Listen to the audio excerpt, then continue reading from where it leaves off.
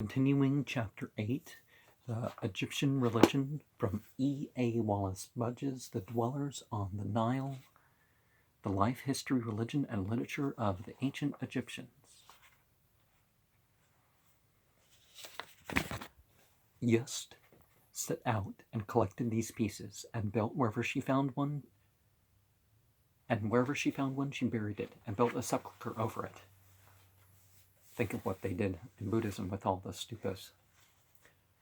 Yusir returned from the other world and urged her to fight Set. He did so, and vanquished Set, whom he handed over to Yust. To the chagrin of her, she released Set from his bonds, and Her was so angry that he tore the crown off his mother's head. Set accused Her of being illegitimate, but the entities, at the insistence of Dahote, non-suited Set, and Her succeeded to the throne of Egypt. Later, Yust, companioned with her dead husband, Yusir, and the child Harpocrates. What was the name of Harpocrates? Was the result of this embrace. The persecution of Yusir did not end with his murder by Set and his companions, 72 companions. Where do we hear that number? For hearing that Yusir was risen from the dead, Set brought a series of charges against Yusir, which were so grave that the great company of the entities decided to bring Yusir to trial in their abode in the heaven of Yenu, Heliopolis, where the heart of Yusir was weighed in the great scales, or not, we do not know, but as already said, Dahote investigated the charges made against Yusir by Set, and proved to the satisfaction of the entities that Set was a liar and that Yusir was the speaker of truth. Dma through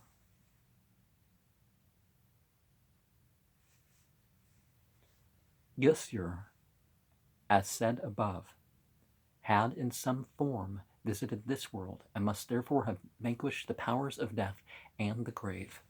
And now he had obtained a verdict of innocence from the entities of Heliopolis. The whole company of the entities of heaven and earth decided to make him the judge of the dead. Well, being a god, or god over something, I don't think it's so patriotic, right? Democratic.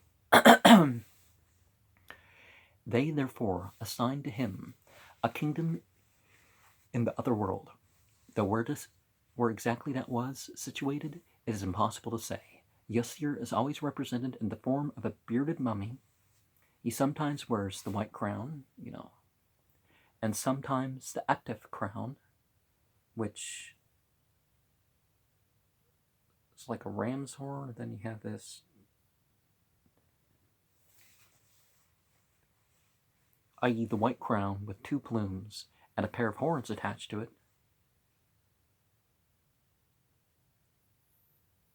Well, that really looks like two sets of plumes, because from that top little, instead of a nub, but and he holds the scepter in his right hand, and the whip, well, the flail thing, in his left. His beard is in the form of the beard worn by the men of Put.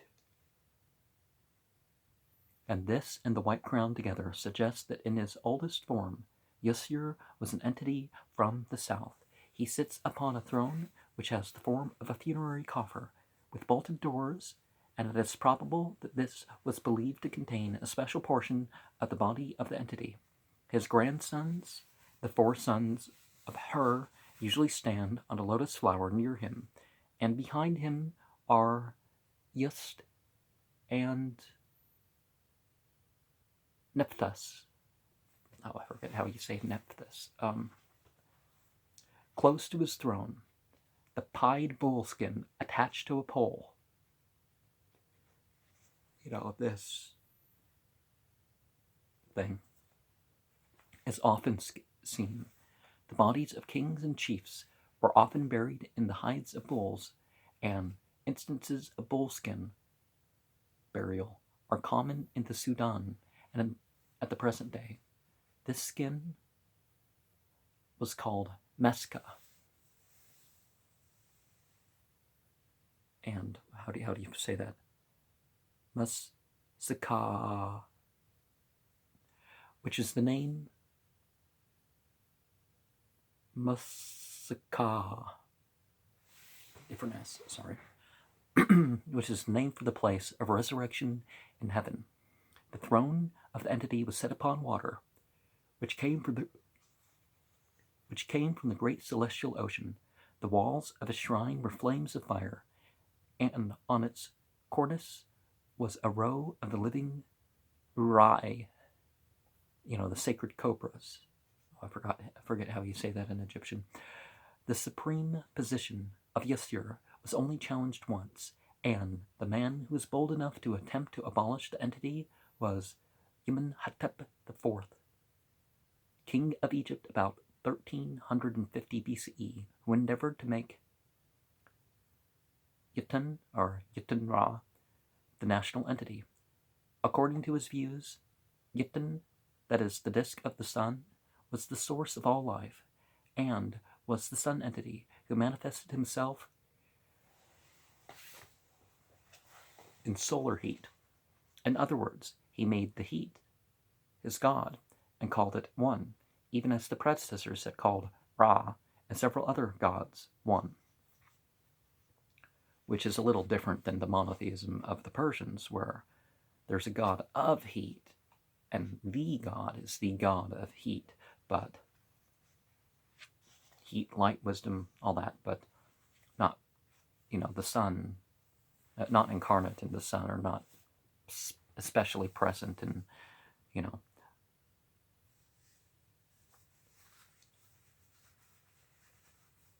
called it one, even as his predecessors had called Ra and several other entities one. As an incarnation of Yutun, he believed himself to be the one god, and therefore all the gods of Egypt, including Yasur and his company, were impostors and non-entities. Well, these males and females that people refer to, it's really projections of their own issues, isn't it? He ordered the name of Yemen, the great entity of Thebes, and the word for gods to be cut out from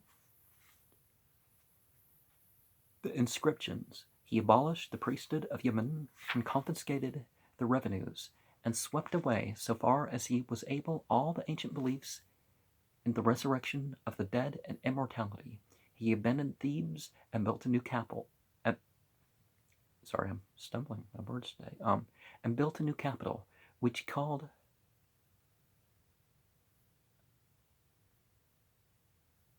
Akut Yutun. He changed the name from Amenhotep to Akhenaten.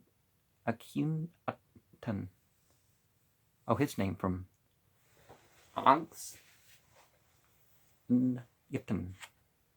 He built many temples to Yutun, and for a time, living in Utun. So he wasn't calling himself a god. Just like if you look at a lot of some of the claims of the historical Krishna, what could be the historical, personified as Krishna, the god of light sort of thing, is servant of Krishna. So living in Yutun is not the same as calling himself the god. Now is it?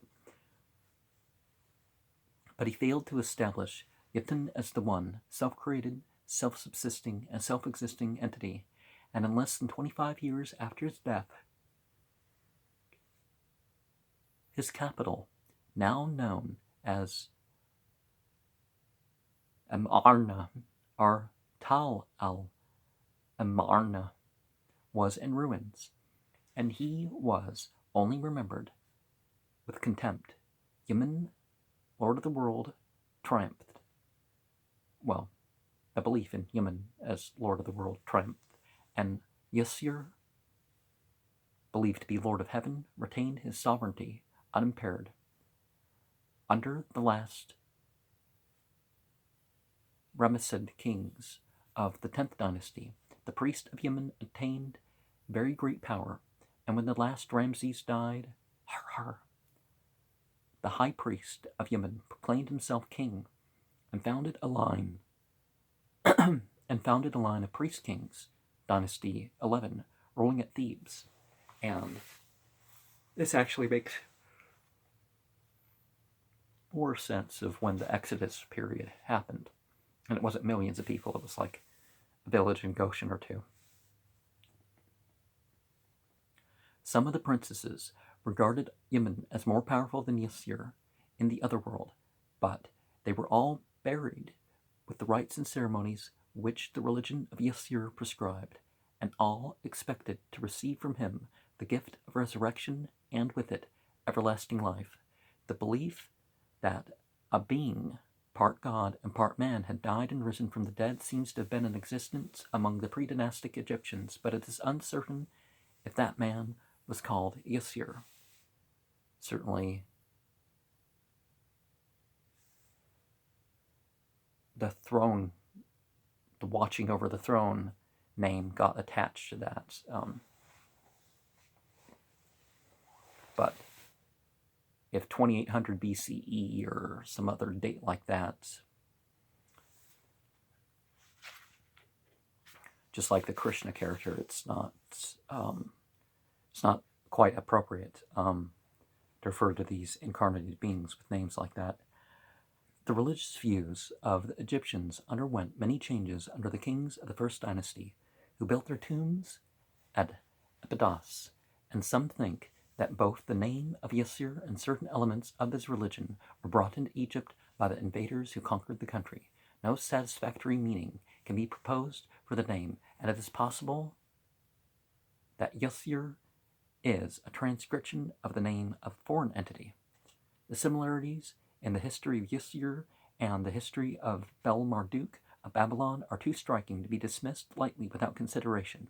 Whether the Babylonians borrowed from the Egyptians,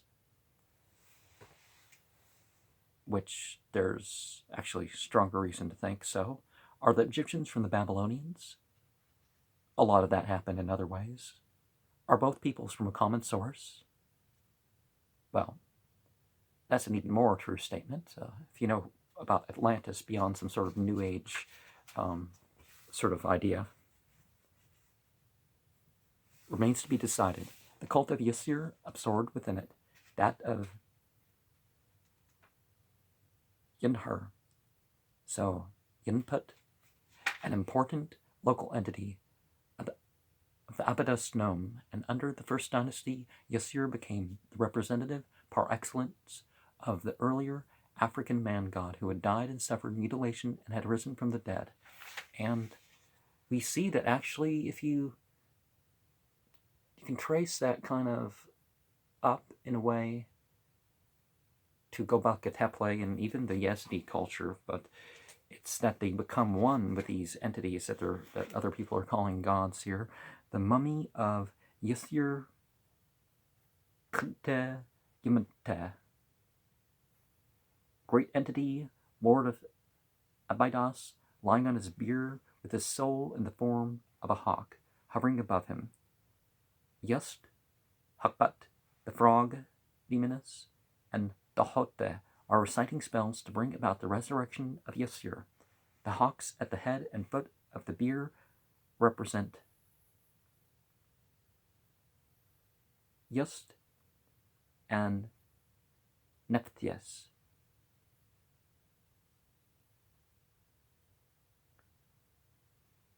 Uyurt, that could be Nephthys.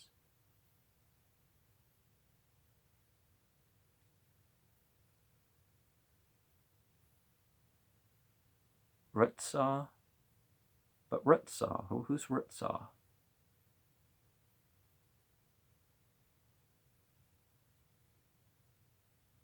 Nenmu. Okay, well, I'll show you that and I'll move on.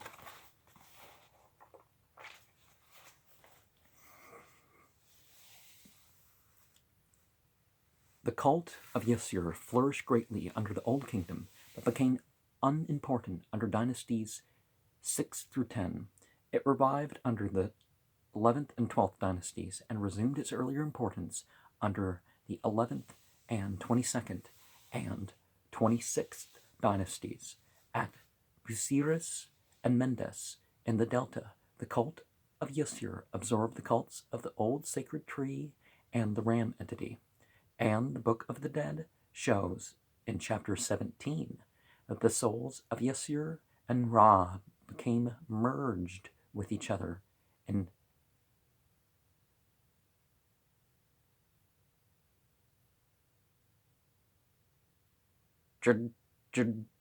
Ux. And before we go on there, we have the soul of Her, or perhaps even Osiris, which stood above, waiting at the sacred tree in Abydos, has been made by Horus to enter the body of the entity, and Yasur is raising his body from the bier, having returned from the abode of the dead.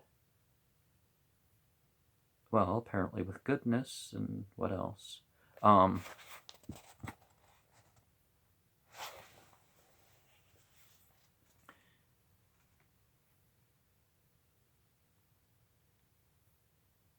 Ptolemaic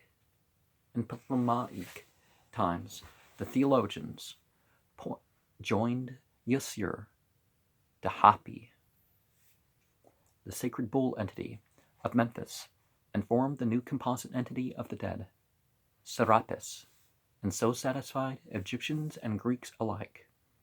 The kingdom of the man entity, Yasur, was in Upper Egypt, and the place of his burial was Yibetu, Abydos. And at the night Nome, the sacred symbol of the great land, as the place was called, was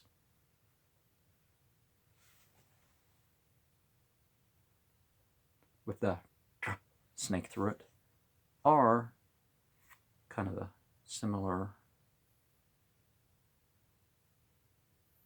double reed thing with the kind of wavy across. The first of these represents a box or case of some kind from which the head of a serpent projects. Above the box are 2 plumes. In the second, the serpent is wanting, and 2 horns are added. The box presumably contained a portion of the body of Yasur, probably his head. Both these symbols are very old, and when the, vegetation cults, and when the white crown was assigned to the entity, the plumes and the horns were added to it. The tomb of Yasur and the tombs of the earliest dynastic kings are on the left or west bank of the Nile at Abydos in the region called Yementet. Yeah. And, you have this thingamajigger, kind of the feather and the falcon on top of it with a T. Or you have this thing, which is, connected to a fraction and just the feather, and then the symbol for land and the T. And thither, for many centuries, the bodies of the dead from all parts of Egypt were taken to be buried. Here, Yasur reigned over the dead, they say, and one of his oldest titles is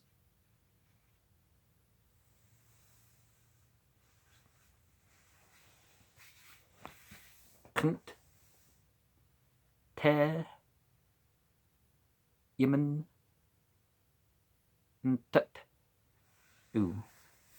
our president of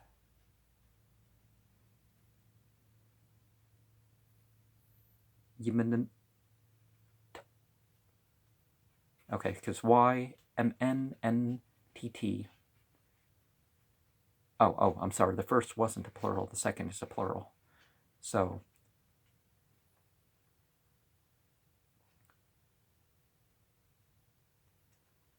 Knte.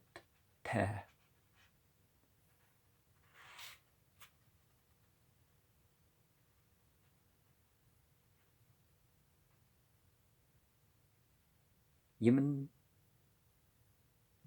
te u.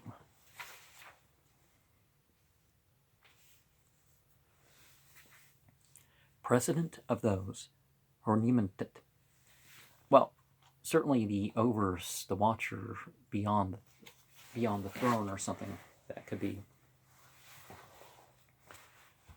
a name for something that wasn't incarnate, but anyways, the president of those Horin Yemen. As an entity, Yusir was identified with many entities: water entities, vegetation entities, vine entities, animal entities, e.g. the bull entity and the ram entity, but here only his character as if he's a god and judge of the dead can be considered. The religion of Yusir promised to those who followed it faithfully both resurrection from the dead and eternal life, but to attain these, the Osirian had to lead a moral and upright life, to avoid lying speech, deceitful actions, and duplicity of every kind, and to observe the laws of the national entity and the local or town entity. So you see similarities with Christianity, but Christianity didn't have the moral stringency. Under the Old Kingdom, all breaches of the moral law, which was of a very high character, had to be paid for by gifts and offerings to the local shrines, but Yusir expected his followers to avoid all breaches of the moral law and sins.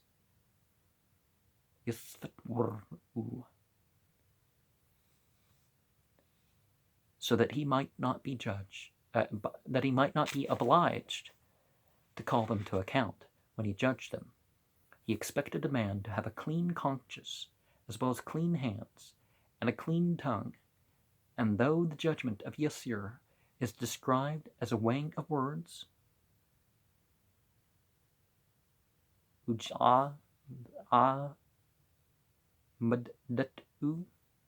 it includes the weighing of intentions and motives, and the actions prompted by them.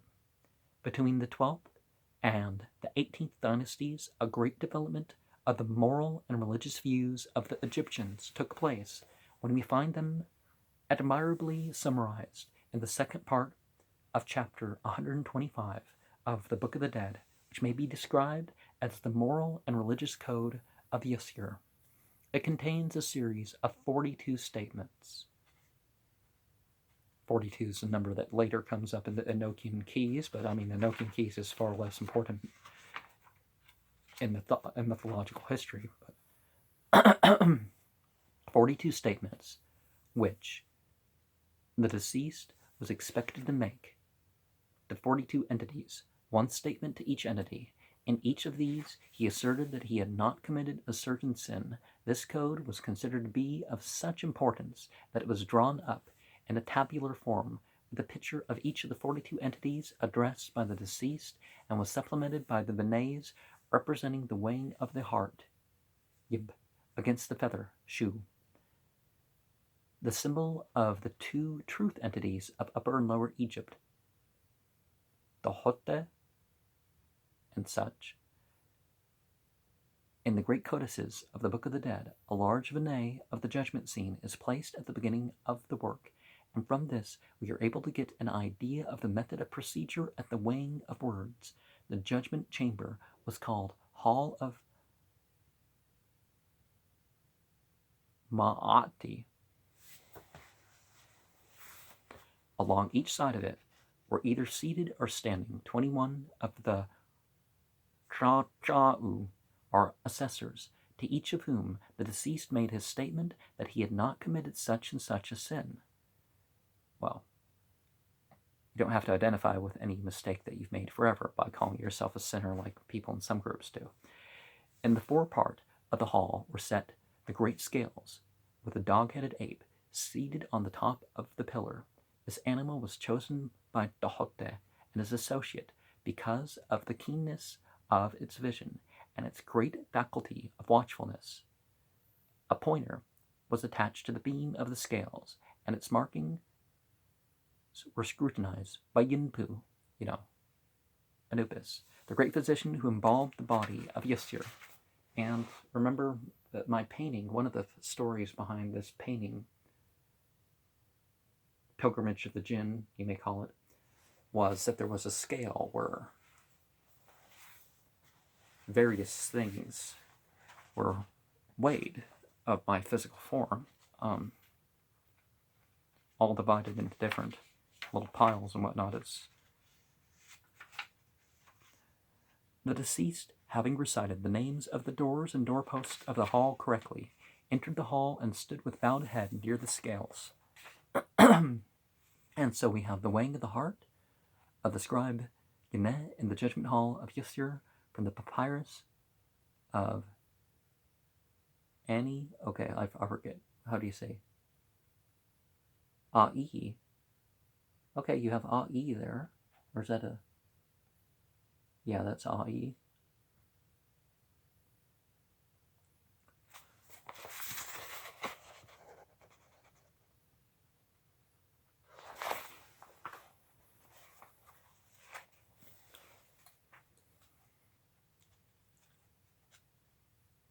Close to the scales stood his soul in the form of a man-headed hawk.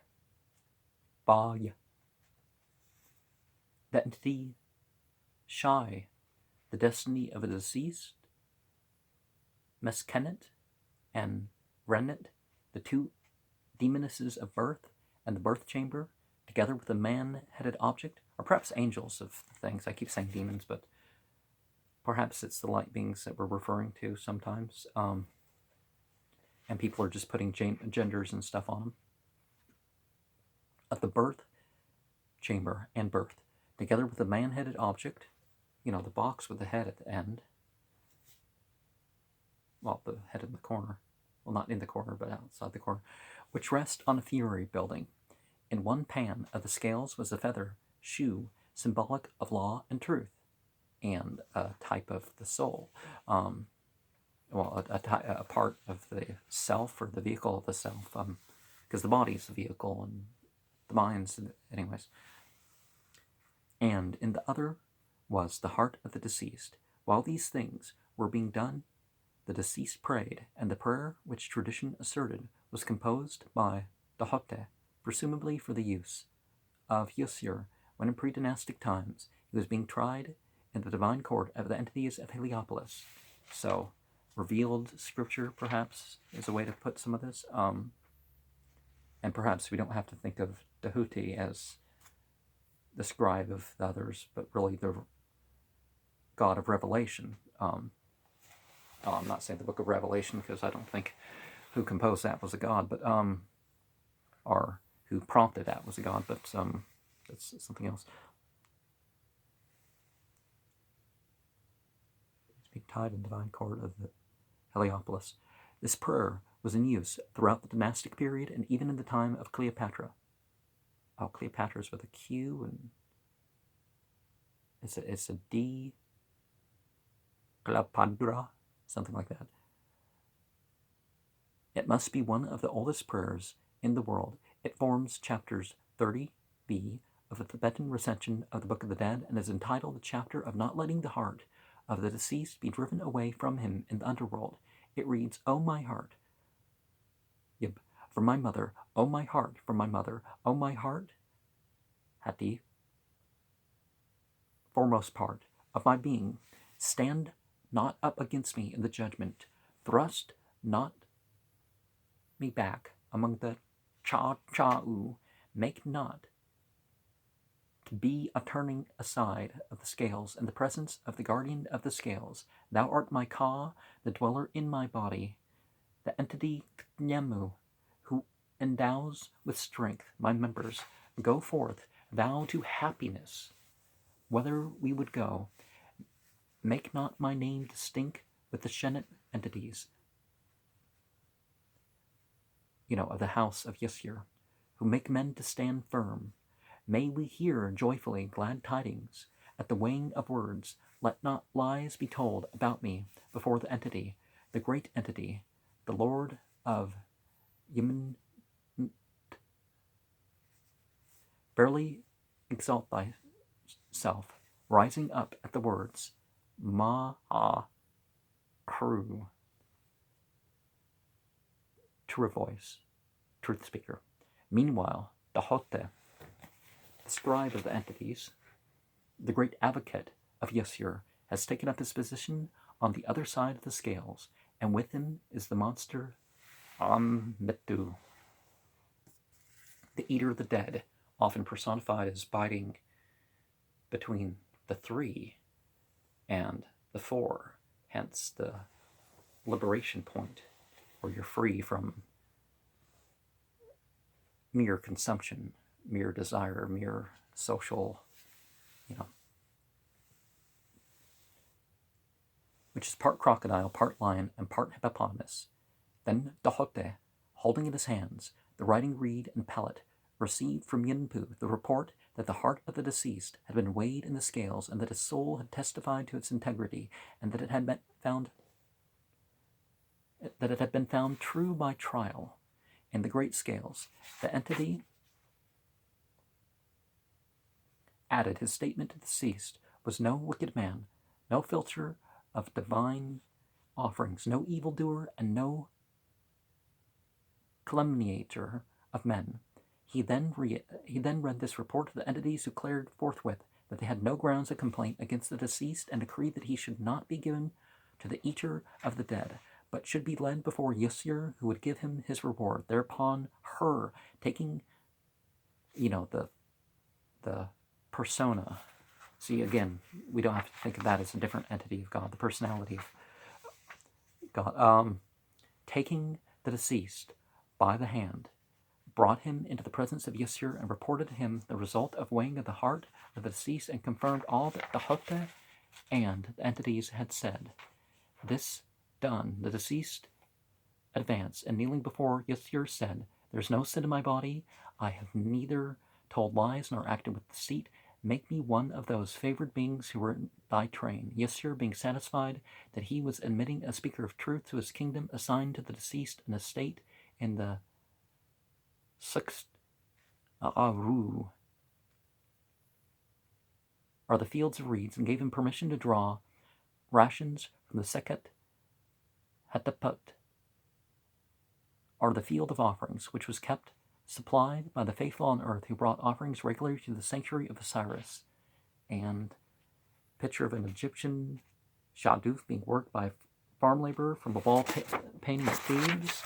And this here, which the scribe